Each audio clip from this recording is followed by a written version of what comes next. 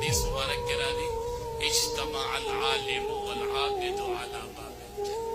جنت دروازه وي یو به عالم راشي یو غیر عالم، چرته به ګیر شي یا به علما یاد شي. اجتمع العالم والعابد على باب الجنة. عالم به راشي یو غیر عالم، عالم بم یو غیر عالم بم وي. الله به دې غیر عالم ته وایي ته ځه جنت ته، دې به لاړ شي. عالم ته به الله وایي قف ودرېږه، عالم به ودرېږي او غیر عالم به لاړ شي.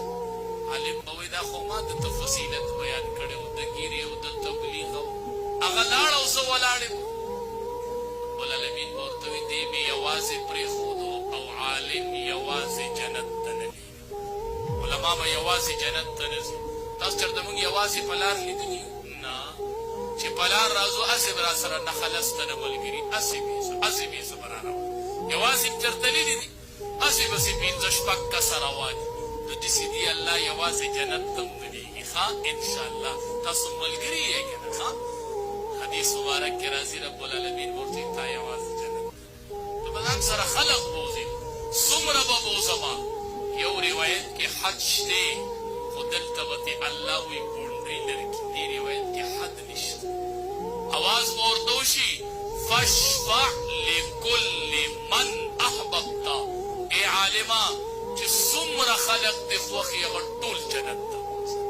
سل نه، زر نه، دوه زره نه، ګونډري نشته. فاشفع لکل من احببت، چې څومره دې خوښوي د ځان سره نن جنت ته بوځه. دا به ستاسو کې خیري سفارش کوي. ښه دا به ستاسو سفارش کوي، سره به یو ځای جنت ته ځئ. علماو ته به درانه وو. ښه په آخرت کې به مې د سفارش ضرورت راشي، چېرته بد به ونښلمه او د دې علماو په لاس به ورشمه. علماو ته به درانه ګورو، مدارسو سره به خپل تعاون کوو. ښه انشاءالله رب العالمین دې د عمل کوو.